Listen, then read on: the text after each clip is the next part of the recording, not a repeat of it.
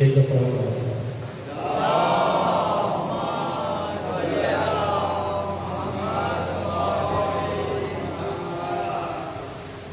ایک مرتبہ ایک آدمی مدینے کی گلی سے گزر رہا تھا، تو اتفاق ایسا ہوا اس کے آگے ایک عورت چل رہی تھی۔ اب اس عورت کیونکہ اس کے سامنے چل رہی تھی تو وہ اپنی نگاہوں کو سنبھال نہیں پایا۔ گلی شاید بہت طویل ہوئی یا جس رستے پر وہ چل رہا تھا وہ عورت اسی رستے پر آگے بڑھ رہی تھی، اس سے آگے آ گیا۔ وہ آدمی اس کو دیکھنے میں اتنا محب ہوا،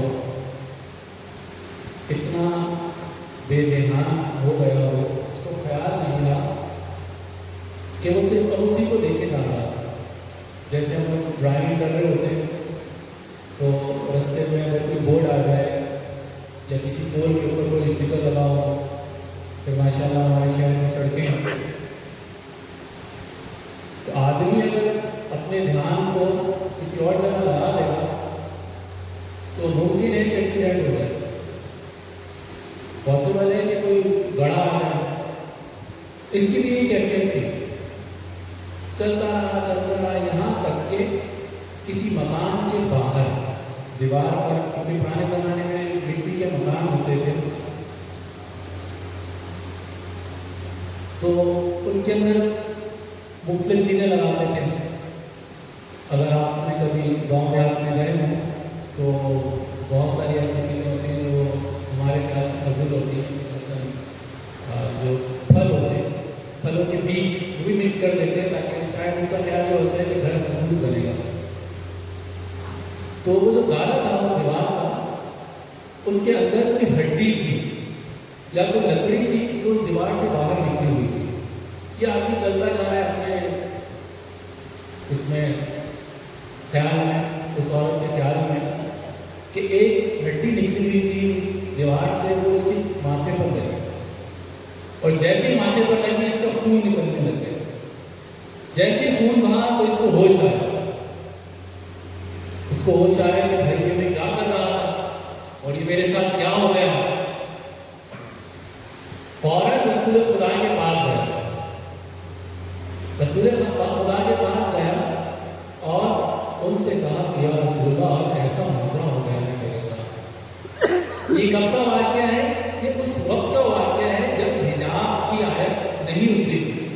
اس کے بعد پھر حجاب کی آیت اتری اور لوگوں سے یہ کہا گیا کہ تم اپنی عورتوں کو حجاب کرواؤ اور عورتیں اور مرد دونوں اپنی نگاہوں کو جھکا کر چلیں۔ صلوات پڑھیں محمد وعلی محمد۔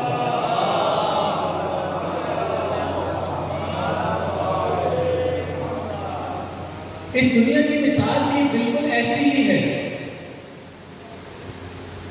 انسان کو یہ دنیا اپنی خوبصورتی کے اندر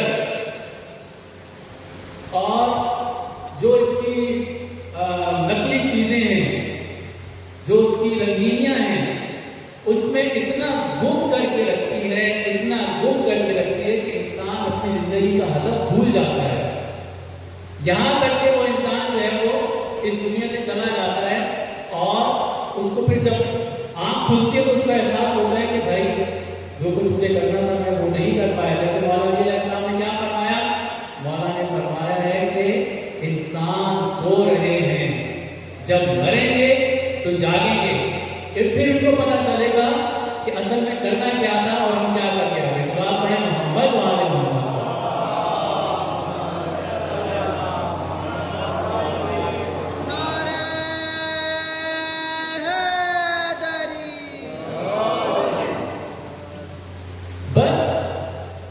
خدا نے جو نبیوں کو بھیجا تو ان کو ایک ایسے ملکے کے ساتھ بھیجا، ایک ایسی صلاحیت کے ساتھ بھیجا کہ ان کے اندر تمام صفات کمالیہ موجود تھی۔ سوال ہی پیدا نہیں ہوتا تھا کہ وہ ادھر ادھر بہک جائیں، ادھر ادھر بھٹک جائیں۔ کبھی ایسا نہیں ہو سکتا تھا کہ ان کی نگاہیں اس دنیا کی جانب جائیں اور وہ اس میں گم ہو جائیں اور اپنے اس مقصد کو فراموش کر بیٹھے जिस मकसद के लिए उन्हें खुदा ने भेजा था। मूसा अलैहिस्सलाम का बड़ा जबरदस्त वाक़या है कि जब मूसा अलैहिस्सलाम शुएब अलैहिस्सलाम के घर जा रहे थे और उनकी जो बेटी कह रही थी कि आओ मेरे घर चलो, शायद मेरे बाबा तुम्हारी मदद करें। सलाम है मूसा पर। मूसा ने क्या किया? मूसा ने कहा कि ऐ औरत, तुम मेरे पीछे पीछे चलो, मैं तुम्हारे आगे आगे चलूंगा, तुम मुझे पीछे से रास्ता बताओ। ये है मर्दानगी, ये है रिजाल की सिफत, एक रजुल की सिफत। तलवार पढ़े मोहम्मद व आले मोहम्मद।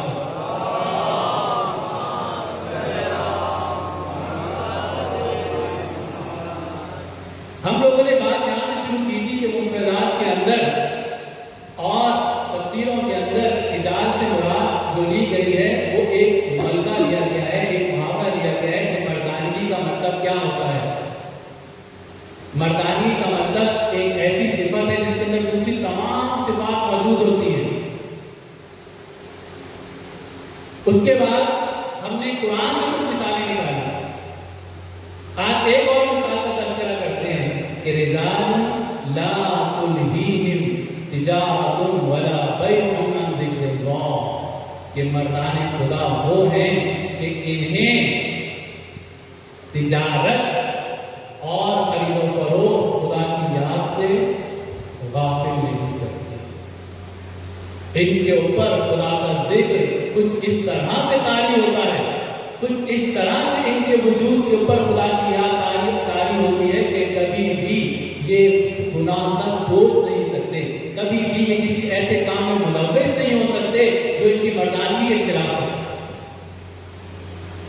अब अगर हम इसकी मिसाल लें कि ये याद और ये जिक्र क्या है, ये जिक्र एक ऐसा मलका है, एक ऐसी सिफत है जिसके बाद इंसान हमेशा खुदा की जानिब मुतवज्जह रहता है। तलवार पढ़े मोहम्मद और मोहम्मद।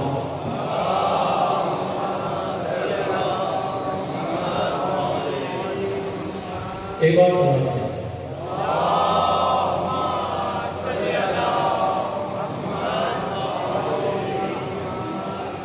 और इंसान के दिल में खुदा की याद कुछ इस तरह से समा जाती है, कुछ इस तरह से खुदा के वजूद के अंदर, उसके दिल के अंदर खुदा की याद बसती है कि फिर उसका दिल किसी और जानिब मुतवज्जह नहीं होता। जैसे वो आप लोगों ने सुना होगा कि अब्दुल अजीज इब्न उमर,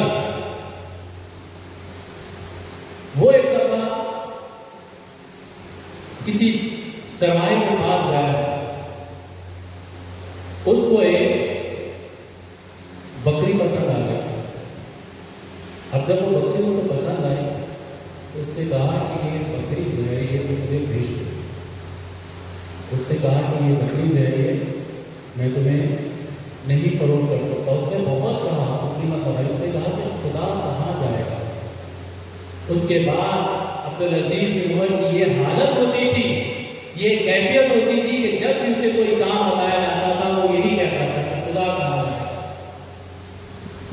दूसरी तरफ क्या हालत होती है इंसान की? दूसरी तरफ इंसान की यह हालत होती है कि इंसान याद खुदा से गाफिल हो जाता है, और उस गफलत का नतीजा ये होता है कि फिर वो जब दुनियादारी में पड़ता है, तिजारत के अंदर पड़ता है, तो फिर वो खुदा की याद से ऐसा गाफिल होता है, ऐसा गाफिल होता है कि फिर वो वापस आ नहीं पाता। आयतुल्लाह जवाद आमी का एक बड़ा अच्छा जुमला है कि शैतान चाहता है कि तुम कोई भी अहम काम ना करो। सबसे पहले शैतान ये चाहेगा, तलवार पढ़े मोहम्मद वाले।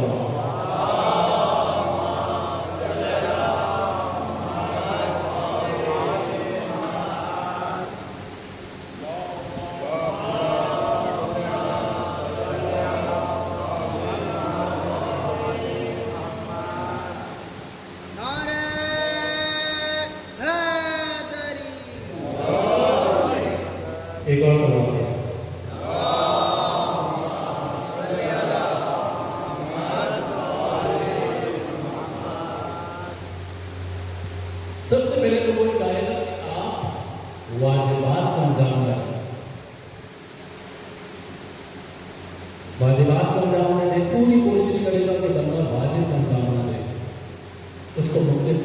مصروف رکھے گا، اس کو عبادت سے دور کرے گا، اس کو نیند میں سلاتا رہے گا، اگر وہ واجب انجام دے دے، اگر وہ واجب انجام دے دے، بلکہ مجھے نیچے سے شروع کرنا چاہیے، وہ چاہے گا کہ انسان جو ہے وہ مباح کاموں میں لگا رہے، مباحات کو انجام دیتا رہے۔ اگر وہ مباح انجام دے دیتا ہے، مباح سے پہلے بھی گناہ میں اس کو مصروف رکھے گا، اگر وہ گناہ تک نہیں کرتا انسان تو پھر وہ کوشش کرے گا کہ اس کو مباحات میں مصروف رکھے۔ مباحات آپ لوگ سمجھتے ہیں نا کہ جتنے بھی ہم اعمال انجام دیتے ہیں وہ 4 قسم کے ہوتے ہیں، یا تو واجب، یا مستحب، یا مکروہ، یا مباح۔ ایک اور کام ہوتا ہے حرام، واجب، مستحب، پھر واجب، حرام، مکروہ، مباح، اس کے نہیں مستحب، پھر آتا ہے مباح، لیکن ایسا کام جس کا کوئی ثواب نہیں ہوتا۔ اگر وہ مباح انجام دے دیتا ہے تو کوشش کرتا ہے کہ اس کو مباحات میں لگائے رکھے۔ مباح یعنی باتیں کرنا اور مباح کھیلتے رہنا، ایسے کام اس میں گناہ نہیں کرتا، لیکن اگر وہ مباح نہ کرے تو کہتا ہے صرف مستحب انجام دیتے رہو، مستحب کرو گے تو ثواب ملے گا، نہیں کرو گے تو کچھ نہیں۔ اگر مستحب بھی انجام دے دے تو وہ کیا کہتا ہے؟ اس کو کہتا ہے کہ تم مکروہات کو انجام دیتے ہو۔ اگر مکروہات کو انجام دے دے تو کوشش کرتا ہے کہ واجب انجام نہ دے، اور اگر واجب انجام دے دے تو کہتا ہے کہ اس کا واجب ایسا ہو کہ اس واجب کا اس کو بہت زیادہ ثواب نہ ملے۔ نماز پڑھے گا غافل کے ساتھ، نماز پڑھے گا مکروہات یعنی ایسی نماز پڑھے گا کہ جس کا ثواب کم ہو، اول وقت پہ نماز نہیں پڑھے گا، دیر سے پڑھے گا، کبھی قضا کرے گا، تو شیطان اس وقت تک انسان کے پیچھے لگا رہے گا جب تک وہ اس کو یعنی کبھی بھی ہمت نہیں آئے گا، یہاں تک کہ انسان کو ناکام کر کے وہ جہنم تک دے۔ صلوات پڑھیں محمد و آل محمد۔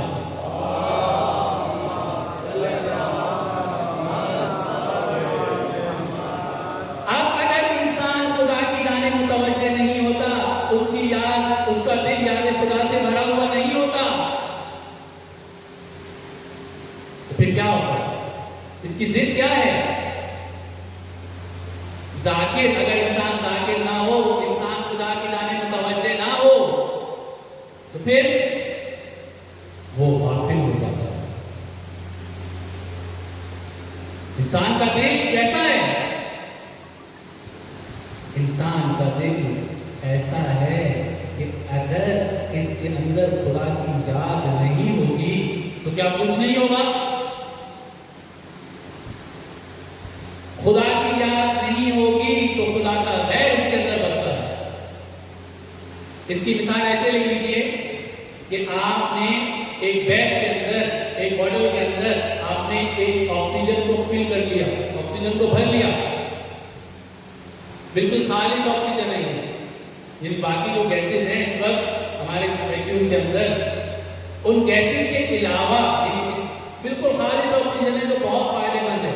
اب جب تک آپ اس کو بند رکھیں گے اندر وہی بہترین والی آکسیجن رہے گی، فائدہ مند آکسیجن۔ اگر اس کے اندر سوراخ ہو جائے تو کیا ہوگا؟ اب جب سوراخ ہو جائے گا اس کے اندر تو وہی ہوا جو باہر ہے اور جو اندر ہے وہ دونوں ایک جیسی ہو جائیں گے۔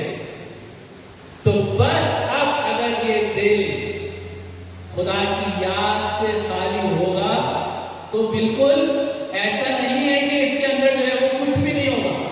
جب خدا کی یاد نہیں ہوگی تو غیر خدا کی یاد ہوگی۔ جیسے میرے مولانا سجاد سید سجادیہ میں کیا فرماتے ہیں کہ مولانا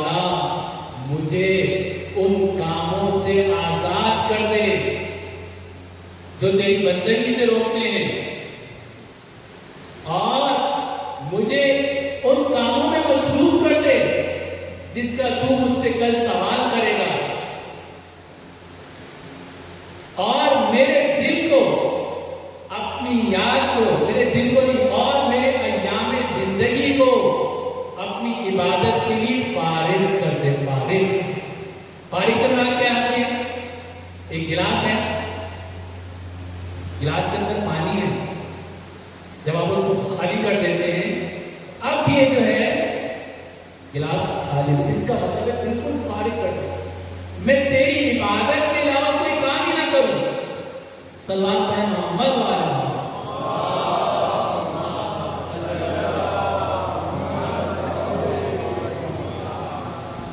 अब इंसान याद खुदा से दूर कैसे होता है और गाफिल कैसे हो जाता है? क्या गुनाह करने से होता है? नहीं। क्या कह रही आयत? तिजारतुन वला बैउन, तिजारत और खरीदो फरोख्त, क्या ये हराम है? गलत है? नहीं, लेकिन इतना मशगूल हो जाएगा इंसान, उसके अंदर इतना मशगूल हो जाएगा कि फिर वो ये भूल जाएगा कि मुझे खुदा ने इस दुनिया में किस काम के लिए। सवाल पढ़े मोहम्मद वाले मोहम्मद।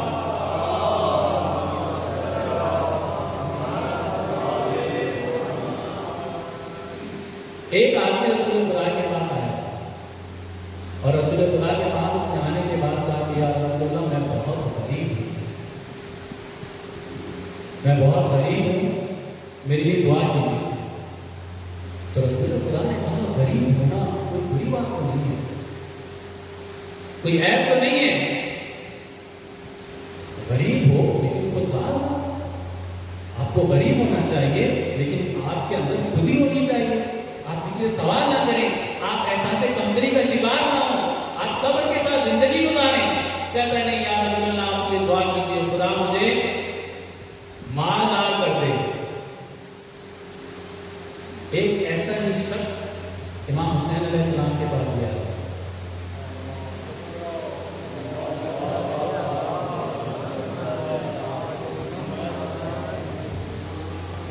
कहता है मौला मुझे कुछ माल की जरूरत है, कुछ पैसे मांगने के लिए आया था, शायद 10,000 देना। मौला ने कहा अच्छा, मैं तुम्हें 10,000 दिरहम तो दूंगा, लेकिन तुम्हारे ख्याल में कामयाब जिंदगी का क्या मायना है? हर कोई कामयाब होना चाहता है, हर कोई अपने आप को एक अच्छी जगह पर, अच्छी पोस्ट पर, अच्छा करियर देखना चाहता है। आपके ख्याल में एक सबसे बेहतरीन जिंदगी क्या हो सकती है? अब वो शख्स जो था उसने कहा मौला, एक बेहतरीन जिंदगी, एक कामयाब इंसान की जिंदगी भी हो सकती है कि उसके पास बहुत ज्यादा इल्म हो,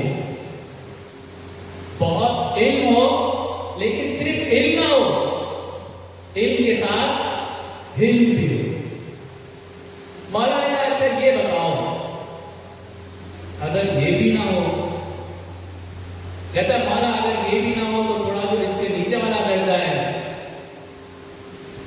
वो ये है कि इंसान के पास बहुत सारा माल हो,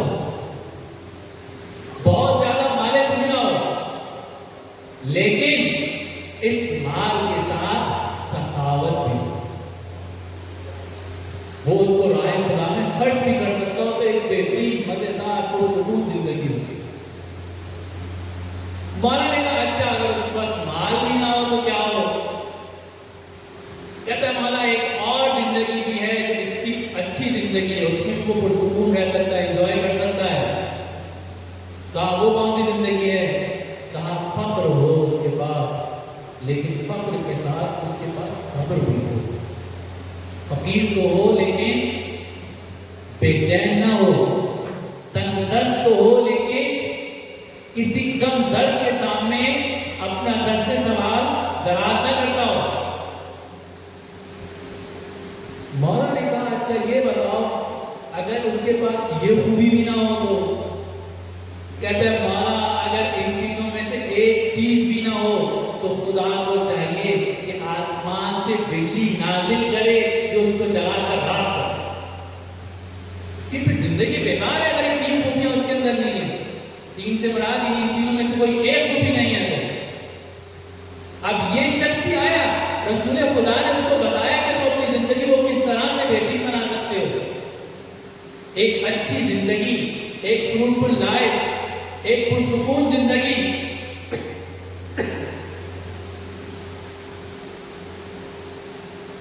اچھا یہ جو عرفہ ہوتے ہیں, جیسے کل ہم نے آبا بہجت کی مثال دی تھی, ان کے پاس بہت زیادہ مال ہوتا ہے, یا رجب علی خیرات کا ہم نے حوالہ دیا تھا, بہت مال ہوتا ہے آپ کے پاس, بہت شہرت ہوتی ہے. شروع میں تو شہرت نہیں ہوتی ہے, تو بعد میں کہیں جا کے 15 سال میں مشہور ہوتا ہے. ان سب عارفوں کے اندر ایک کیا چیز ہوتی ہے جو ان مردوں میں ہوتی ہے, ان انبیاء اور ائمہ کے پاس ہوتی ہے. وہ کیا چیز ہوتی ہے؟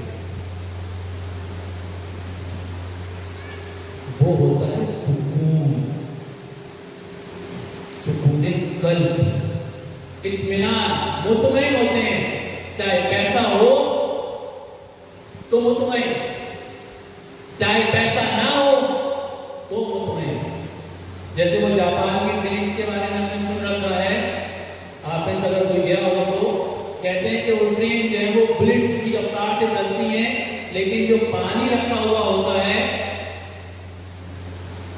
وہ پانی کا گلاس رکھا رہے گا, اس میں ذرا سی بھی وائبریشن پیدا نہیں ہوتی ہے.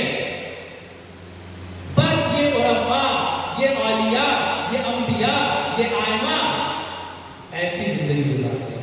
حوادث سے زمانہ چاہے جیسے بھی نازل ہو جائیں, چاہے جیسی بھی آزمائشیں ان پر ٹوٹ پڑیں, زندگی میں اطمینان ہوتا ہے, پرسکون, بغیر کسی ٹینشن کے. تو رسول خدا نے کہا دیکھو میں تمہیں دعا کروں گا, لیکن تمہارے حق میں وہ اچھی دعا نہیں ہوگی, لیکن تم وہ منع نہیں, پسند نہیں کر رہے تھے کہ یہ شخص جو ہے وہ اپنی یہ دعا کر رہا ہے. کہا نہیں یا رسول اللہ آپ دعا کرتے ہیں, بس اگر رحمت للعالمین اپنے ہاتھوں کو بلند کر دیں تو کیا ہوگا؟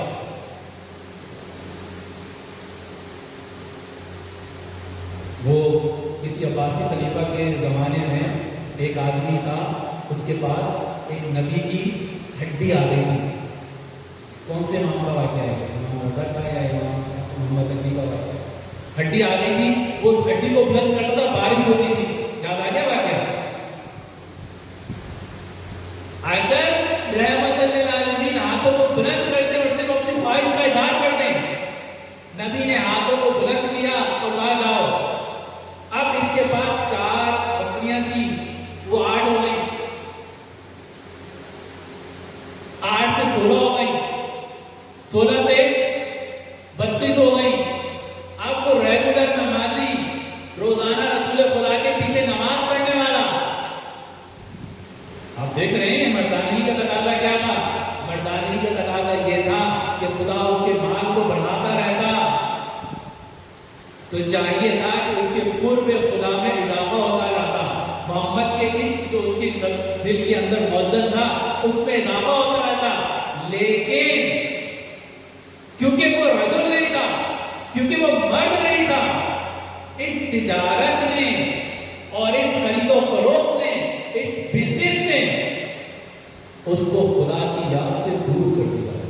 اب وہ شخص جو 5 وقت نماز پڑھتا تھا نبی کے پیچھے, اب دن میں ایک دفعہ آنے لگ گیا, پتہ چلا بکریاں 100 سے اوپر چلی گئی. اب جمعے کے جمعے آنے لگا, بکریاں 500 ہو گئی. اب مہینے میں ایک دفعہ آنے لگ گیا, بکریاں اور زیادہ بڑھ گئیں. اب گاؤں میں مدینے کے اندر, قصبے کے اندر جگہ کم پڑ گئی, بکریوں کو لے کر شہر سے باہر چلا گیا. پہلے جو ہر وقت ہر 5 نمازوں میں سے 5 کی 5 نمازیں نبی کے پیچھے پڑھتا تھا, اب مہینوں کے بعد آنے لگا, پھر سالوں کے بعد آنے لگا, یہاں تک کہ بالکل ہی بھول گیا. میں کون تھا؟ یہ ہے دنیا, انسان کو انسان سے غافل کر دے. کیا ایسا نہیں ہے کہ ہم نے بہت سارے لوگوں کو دیکھ چکے ہیں کہ ان کا انجام کچھ بھی نہیں ہوا؟ مولا کا بڑا عجیب جملہ ہے نجم الرحمٰن میں کہ یہ موت ان دنیا داروں کا مذاق اڑاتی ہے. جب وہ مرتے ہیں تو موت آ کے ان پہ ہنستی ہے، بس یہ بھی تمہاری دنیا. اب خدا کا کرنا یہ ہوا کہ زکات کی آیت آ گئی. نبی نے کہا جاؤ جاؤ اور اس سے زکات لے لو. اب جب یہ زکات لینے کے لیے لوگ اس کے پاس گئے، نبی کے نمائندے گئے تو اس نے کہا کس بات کی زکات؟ اتنی محنت سے میں نے مال بنایا ہے، اتنی محنت سے میں نے اتنا بڑا ریوڑا بنایا ہے، اتنا بزنس پھیلایا، تو میں وہ کس بات کی زکات دوں گی؟ میری اپنی محنت بھی کمائی ہے. وہی قارون والے جملے اس نے دہرایا کہ جب قارون سے کہا جاتا تھا کہ اتنا مال جو تم نے جمع کیا ہے اسے خدا کی راہ میں نکالو، تو قارون کیا کہتا تھا؟ میری اپنی محنت سے کمایا ہوا مال. اب اس کا انکار کا کرنا تھا اس شخص کے، وہاں سے خدا کی آیت اس کی مذمت میں اتری. اس کو پتا چل گیا کہ یہ آیت جو میں نے زکات نہیں دی تھی میرے خلاف خدا نے بھیج دی ہے.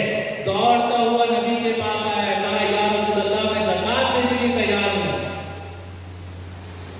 نبی نے کہا اب تمہاری زکات ہمیں چاہیے نہیں،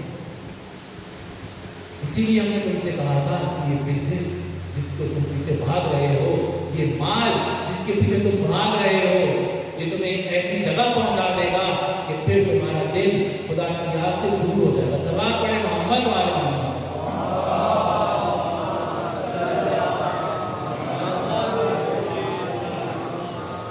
ایک مباحات میں اتنا مصروف ہو جانا، اتنا زیادہ مصروف ہو جانا کہ انسان کو پھر یہ پتہ ہی نہ چلے کہ رات کب ہوئی، دن کب ہوئی ہوا، خدا نے مجھ پر کچھ فرض بھی کیا تھا یا نہیں کیا تھا.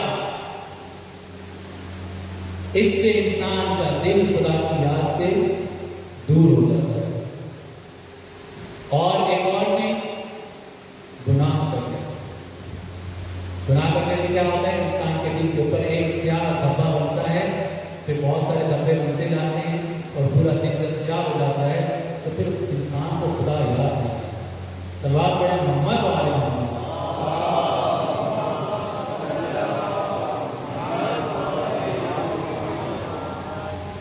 ایک اور سوال.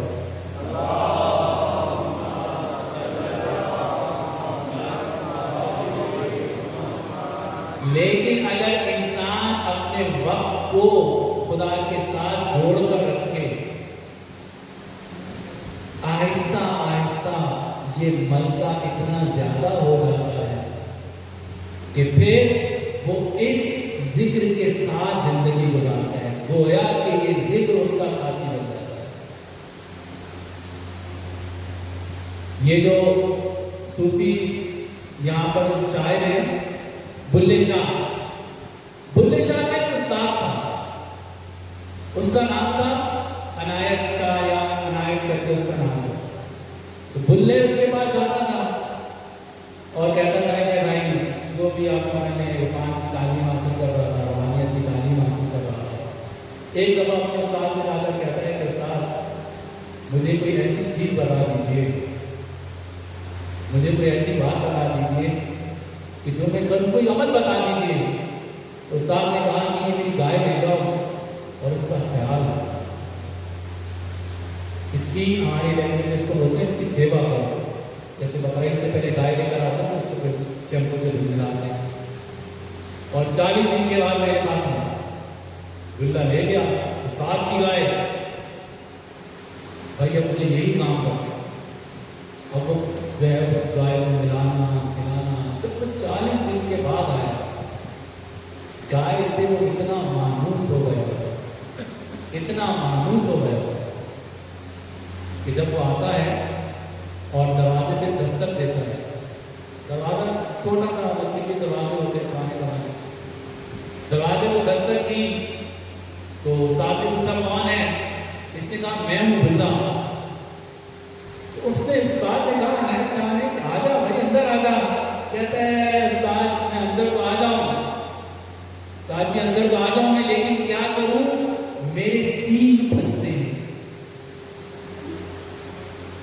گائے کے ساتھ رہ رہ کر وہ یہ سمجھنے لگ گیا تھا کہ میرے بھی سیکھ نکل گیا.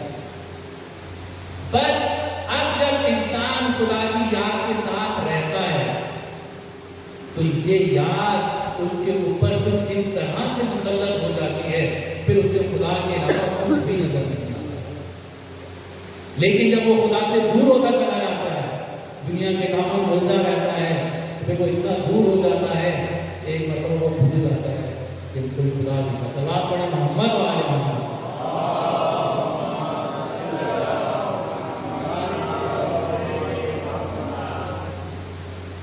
اور جس کا دل خدا کی یاد سے غافل ہو جائے اس کے اوپر زمانے کی سختیاں ٹوٹ پڑتی ہیں, طرح طرح کی آزمائشوں میں مبتلا ہو جاتا ہے.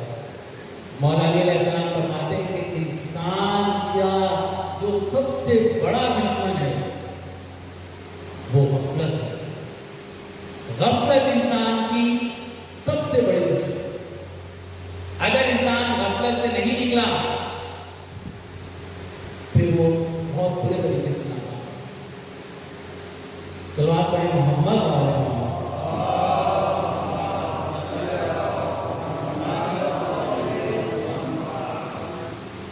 اب عرفاء کیا کہتے ہیں, اساتذہ کیا کہتے ہیں کہ کس طرح سے اس غفلت سے نکلا جائے.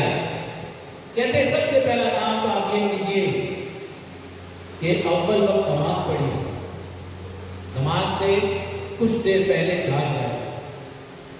اور کیا کریں, اور کہتے ہیں کہ قرآن کی کچھ تلاوت کیجیے, نئی نیا پڑھائیں. یہ صورت بار بار نہ پڑھیں, 50 کم از کم آیتیں آپ روزانہ پڑھیں. اس کے ساتھ ساتھ کیا ہے, اس کے ساتھ ساتھ ہے یاد امام حسین. کوئی ایک زیارت, کوئی آنسو, کوئی مجلس, کوئی دعا, جب آپ امام کے ساتھ جڑے رہیں گے تو پھر آپ کا دل جو ہے کبھی معافی نہیں ہوگا. اور جس طرح سے ہمیں کہا گیا ہے کہ امام زمانہ کی یاد کو اپنے دلوں میں بسائے رکھیں, امام حسین کے ذکر کی یہ خوبی ہے. امام حسین کی یاد کی یہ خوبی ہے کہ جو شخص امام کو زیادہ یاد رکھتا ہے پھر وہ امام زمانہ سے متصل ہے. پھر اگر وہ تجارت بھی کرتا ہے تو پھر وہ کس طرح سے ہو جاتا ہے, پھر وہ بالکل اس طرح سے ہو جاتا ہے کہ وہ جس طرح سے ہم گاڑی چلا رہے ہوتے ہیں اور ہمیں پھر احساس نہیں ہوتا کہ بریک کہاں پر ہے اور گیئر کہاں پر ہے. اتنی اسکل بن جاتی ہے کہ ہم دوسرے کام بھی کرتے رہتے ہیں, ہمارا دل کہیں اور لگا ہوتا ہے, ہمارا جسم کچھ اور کر رہا ہوتا ہے. انسان کسی دنیا کے اندر رہے گا, تجارت بھی کرے گا, معاشرت بھی کرے گا, رشتہ داروں سے ملنا جلنا بھی کرے گا, سب کچھ کرے گا, لیکن دل میں اس کے امام مسئلہ ہوگا. جیسے ایک کوئی کام کرنے والا شخص ہے, کوئی درزی ہے, وہ کپڑے تو سی رہا ہوتا ہے لیکن دھیان اس کا اذان کی جانب ہوتا ہے. جیسی اذان ہوگی وہ اذان چھوڑ کر چلا جائے گا. جیسے وہ ایک شخص نے کہا کہ مولا آپ کس سے ملاقات کے لیے آتے, کس کے قریب ہیں؟ تو مولا نے کیا کہا تھا ہمارے زمانے میں کہ میں اس فلانے جو تارے بناتا ہے اس سے روزانہ یا ہفتے میں ایک دفعہ جو مولا نے دن بتایا تھا ملنے کے لیے آتا. اس نے کہا اچھا کیا خوبی ہے اس کے اندر؟ کہا آزاد. اب جب وہ آیا تو اس نے دیکھا کہ ایک عورت آئی, ایک تالا لے کر ایک عورت, اور اس عورت نے کہا کہ بھائی آپ یہ تالا خریدیں گے؟ اس نے کہا کہ آپ یہ تالا کیوں بیچنا چاہتے ہیں؟ کہتی ہے کہ یہ تالا اس لیے بیچنا چاہتے ہیں مجھے پیسے کی ضرورت ہے. کتنے کا خریدیں گے؟ اس نے کہا کہ یہ تالا ویسے تو 3 روپے کا ہے لیکن اگر آپ اس کو بنوا لیں تو یہ 8 روپے تک نکلے گا. میں اپنی بنائی دوں گا 2 روپے اس کی سے 1 روپے. یہ عورت بڑی حیران ہوئی, کہا کہ پچھلے دکاندار تو مجھے 2 روپے بھی نہیں دے رہے تھے, تم اس تالے کو بنانے کی صرف مرمت مجھ سے لے رہے ہو اور یہ بتا رہے ہو کہ یہ تالا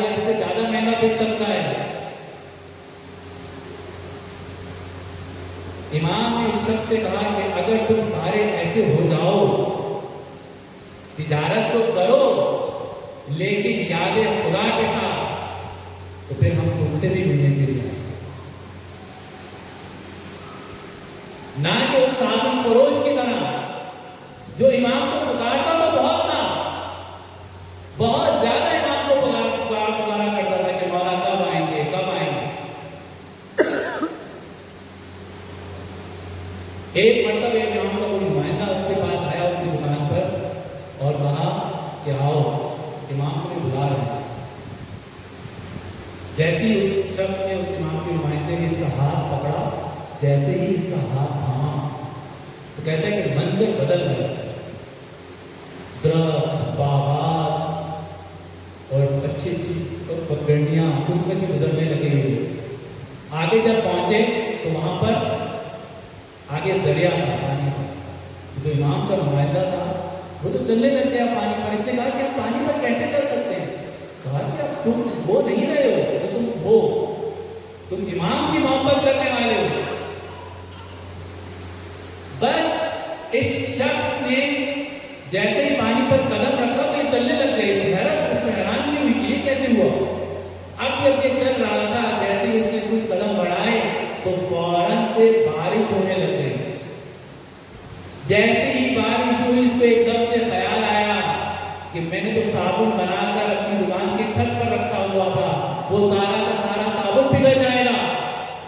جیسے ہی اس کا یہ سوچنا تھا، سارا منظر تبدیل ہو گیا۔ دوبارہ اپنی دکان پر بیٹھا ہوا تھا تو اس نے اس سے پوچھا نمائندے سے یہ کیا ہوا؟ کہا تمہارا دل، تمہاری روح ابھی صابن کے اندر متزن ہے، جب تم اس صابن سے باہر آؤ گے تب تم امام کی بارگاہ میں پہنچو گے۔ اور یہی صابن وہ دنیا ہے جو انسان کو امام سے غافل کرتی ہے۔ صلوات پڑھیں محمد و آل محمد۔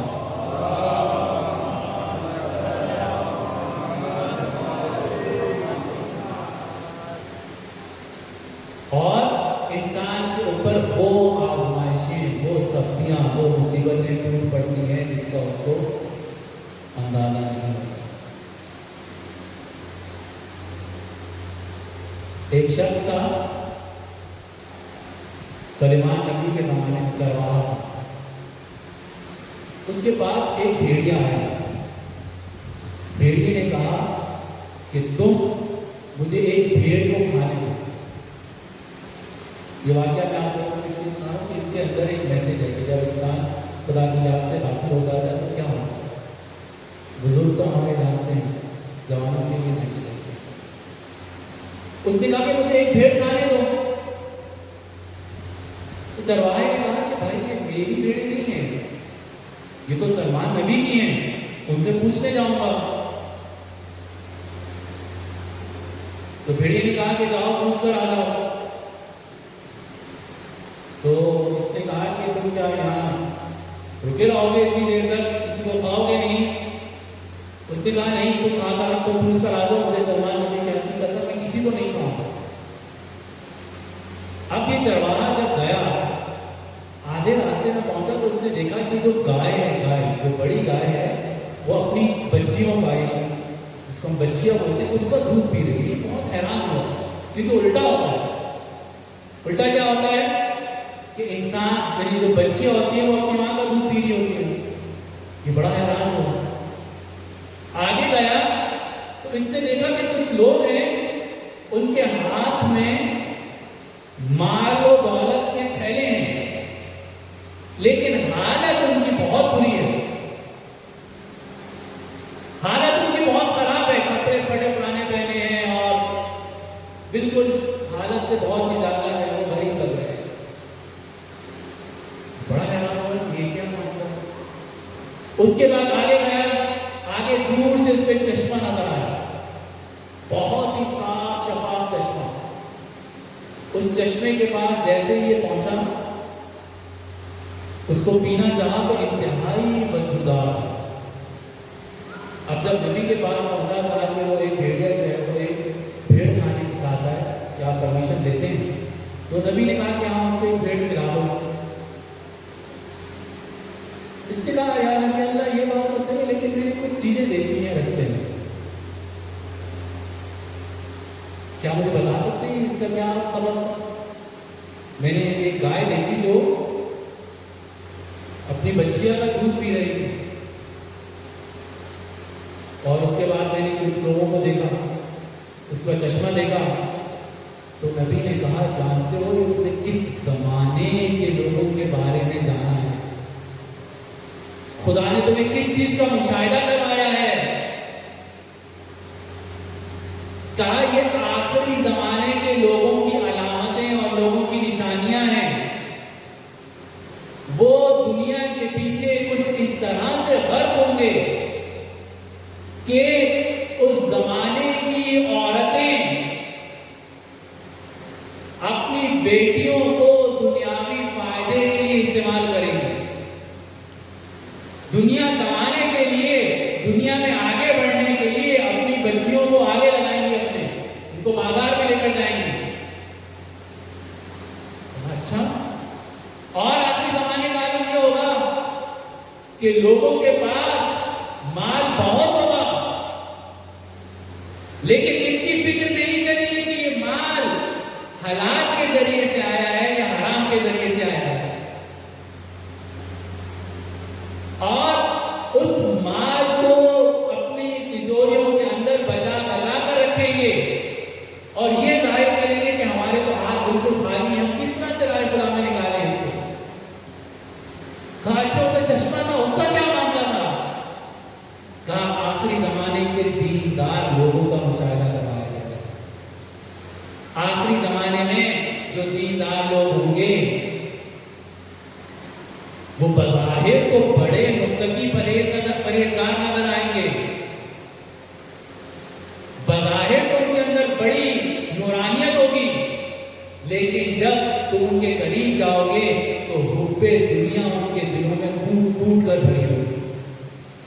جس طرح سے دنیا دار دنیا کے پیچھے بھاگتے ہیں، وہ لوگ بھی دنیا سے ویسے ہی محبت کرتے ہیں۔ سلام پڑھے محمد وعلی محمد۔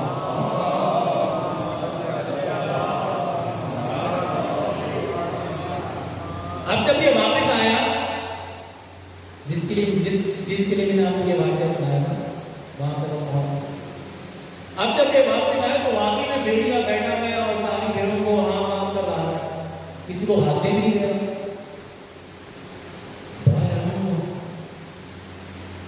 تو اس نے کہا کہ اچھا نبی نے کہا ہے کہ ایک بھیڑ کو کھا لو۔ اس نے ڈھونڈا، نظر دوڑائی تو ایک جو پتلی دبلی سی بھیڑ تھی اس کو کھا رہا ہے۔ تو اس چرواہے نے کہا کہ بھائی اگر تمہیں بھیڑ کھانی ہی تھی تو کوئی موٹی تگڑی بھیڑ کھاتے۔ اس نے کہا کہ موٹی تگڑی جتنی بھی بھیڑیں تھی میں نے سب پر نگاہ دوڑائی، ساری کی ساری بھیڑیں یاد خدا میں مصروف تھی۔ یہ ایک واحد بھیڑ تھی جو یاد خدا جس کے دل میں نہیں تھی، جو خدا کی یاد سے غافل تھی۔ بس میں نے حملہ کیا اور اس کو کھا لیا۔ اب زمانے کی سختیاں، زمانے کی مصیبتیں ان لوگوں پر نازل ہوتی ہیں جن کے دل یاد خدا سے خالی ہو جاتے ہیں، اور وہ لوگ جن کے دلوں میں خدا بستا ہے ان کے اوپر زمانے کی سختیوں کا کوئی اثر نہیں ہوتا۔ زیادہ سے زیادہ کیا ہوتا ہے، وہ ان سختیوں کے عادی ہو جاتے ہیں۔ یہی تو سبب تھا کہ امام حسین نے کیا کہا تھا کہ عباس جاؤ ایک رات کی مہلت لے کر آؤ۔ کیوں؟ کیونکہ حسین وہ رجل تھا جس کے دل میں خدا بستا تھا۔ یہاں سے بھی ہم لوگ میسج دے سکتے ہیں کہ اگر ہمارے دل میں ہم یہ چاہتے ہیں کہ خدا کی یاد ہمارے دل میں بسے تو ہمیں کیا کرنا چاہیے؟ امام حسین نے کیا کہا تھا کہ آج کی رات کو میں 3 کاموں میں بسر کرنا چاہتا ہوں۔ ایک، قرآن کی تلاوت، حسین قرآن سے بہت محبت کرتا ہے۔ دوسرا، نماز پڑھنا چاہتا ہوں، خدا جانتا ہے کہ حسین کو نماز سے بہت محبت ہے۔ اور تیسرا کام امام نے کیا کہا تھا؟ امام نے کہا تھا کہ میں استغفار کرنا چاہتا ہوں۔ صلوات پڑھیں محمد وعلی محمد۔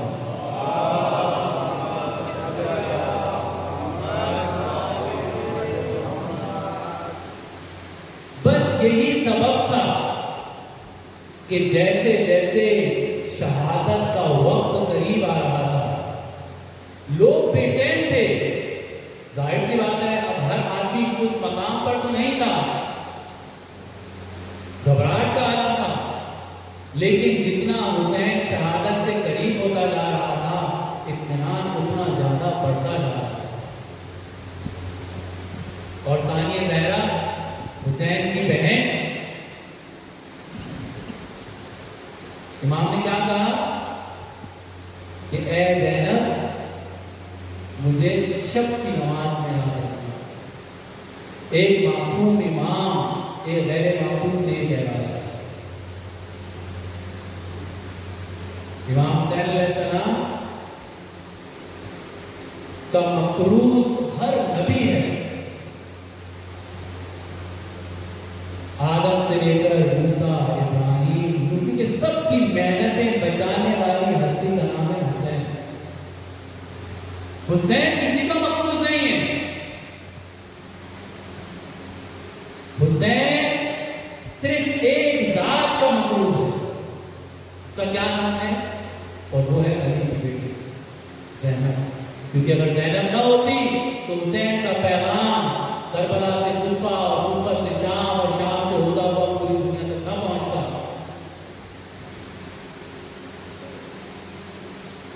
اکبر, قاسم, عباس, یہ سارے کے سارے کربلا کے لیے پیدا ہوئے تھے, کربلا کے لیے تیاری کر رہے تھے. لیکن کربلا فتح نہ ہوتی, کربلا کو بچانا, کربلا کو یہاں تک پہنچانا ممکن نہیں تھا اگر زینب نہ ہوتی. سلوات پڑھیں محمد و آل محمد.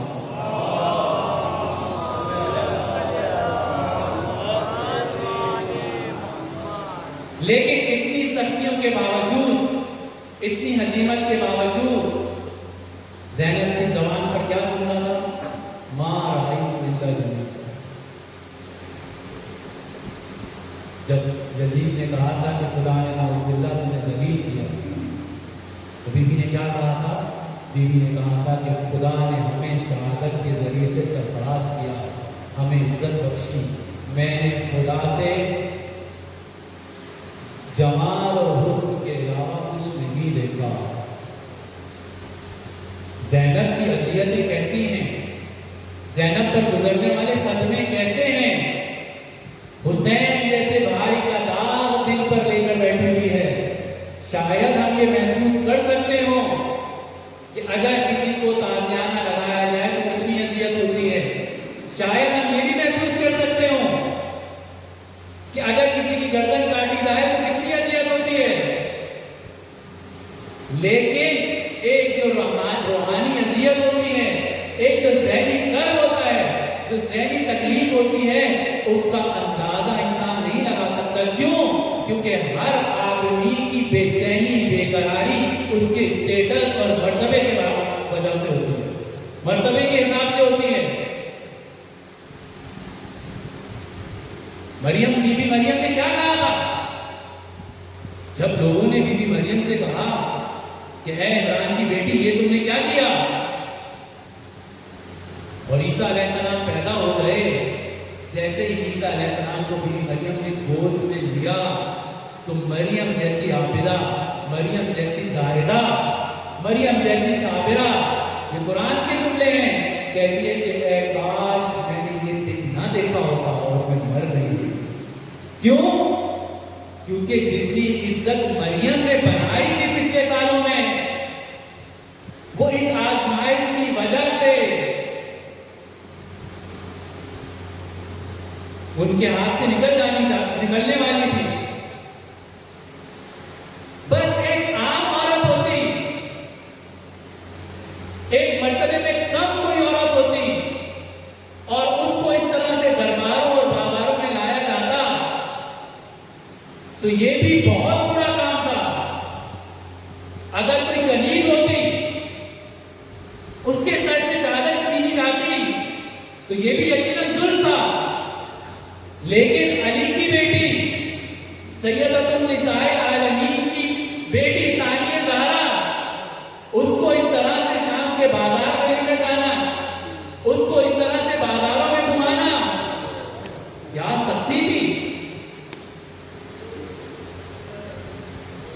پاکستان کے ایک مشہور خطیب ہیں حافظ کفایت مرحوم، وہ کہا کرتے تھے کہ ذبح ہے تو مشترک لفظ، لیکن ہر چیز کا ذبح الگ الگ ہوتا ہے۔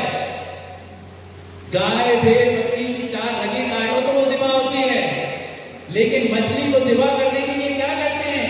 صرف پانی سے نکالو اور وہ خشکی پر آ کر اپنا دم دے دے، یہ اس کا ذبح کہلاتا ہے۔ حسین کو کیسے ذبح کیا گیا؟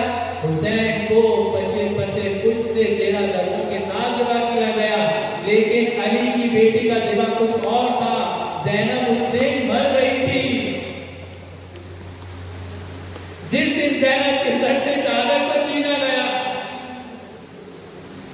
اور زینب کو کوفہ اور شام کے درباروں میں پھرایا گیا، اور ایک ایسا شہر جہاں پر زینب شہزادی تھی وہاں پر اسیر کر کے لے جایا گیا۔ کس اذیت اور کس کرب سے گزر رہی تھی علی کی بیٹی۔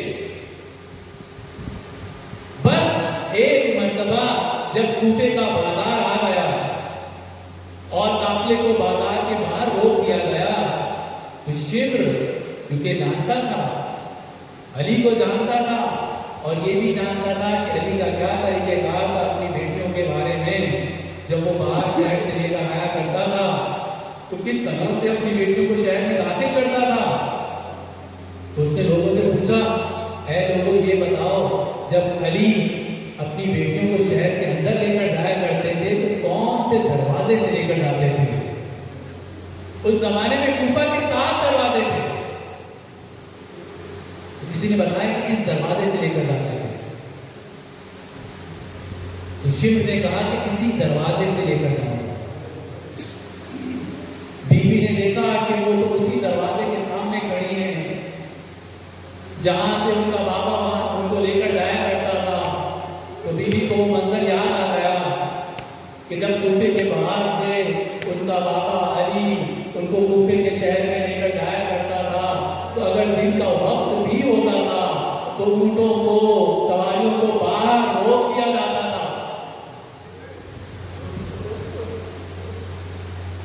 بیوی مکمل حجاب پہ ہوتی تھی اور علی جیسا غیرت مند باپ ساتھ ہوتا تھا۔ اگر بیوی کہتی بھی تھی کہ بابا شہر کے قریب آ گئے ہیں، اب میرا دل میری ماں سے ملنے کے لیے بے چین ہے، میں اپنے بھائیوں سے ملنا چاہتی ہوں، تو مولا کہتے تھے زینب رک جاؤ، ٹھہر جاؤ،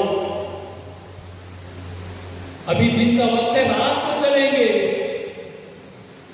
رات ہو جاتی تھی تو بیوی کہتی تھی کہ بابا اب تو مغرب ہو گئی ہے، اب اندر چلیے۔ کہا نہیں زینب، عشاء کے بعد جائیں گے۔ عشاء ہو جاتی تھی تو بابا کہتے تھے کہ زینب، بیوی کہتی تھی کہ بابا اب دیکھ کر چلیے۔ کہا نہیں، ابھی نمازی ہیں۔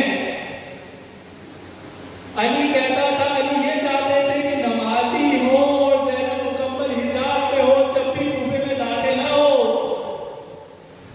بس جب زینب نے دیکھا کہ مجھے اسی دروازے سے داخل کیا جا رہا ہے تو شبر سے کہا کہ اے شبر، کم از کم ایک کام تو کر کہ ہمیں اس دروازے سے تو مت داخل کر، تو ہمیں کتنی اذیت دینا چاہتا ہے۔ وہ تازیانے، وہ درے اور وہ کوڑے جو زہرا کی بیٹی نے پشت پر کھائے تھے وہ ایک طرف اور شبر کا یہ جملہ ایک طرف۔ شبر نے کہا، علی کی بیٹی تم اب اس شہر کی شہزادی نہیں رہی، تم اس شہر کی شہزادی نہیں ہو جو ہم پر حکم چلاؤ گی، اب تم ہماری اسیر ہو، اب ہم جو چاہیں گے تمہیں وہ کرنا پڑے گا۔ بس ایک مرتبہ علی کی بیٹی کو چلا رہا، کہا اپنے کلثوم، رقیہ، کبریٰ، اپنے فرما، تم ہاتھوں کو بلند کرو، اس نے مجھے مجبور سمجھا ہے، میں بددعا کروں گی۔ جیسے ہی بیوی نے ہاتھوں کو بلند کیا، آسمان کی جانب رخ کیا۔ ابھی آسمان تک بیوی کی نگاہیں نہیں پہنچی تھی کہ نوکے نیزہ پر اپنے بھائی حسین کے سر تک بیوی کی نگاہیں گئی۔ دیکھا کہ بھائی کی آنکھ سے آنسو ہیں۔ بہن نے پوچھا، بھائیا کیوں گریا کرتے ہو؟ کیا تمہیں قاسم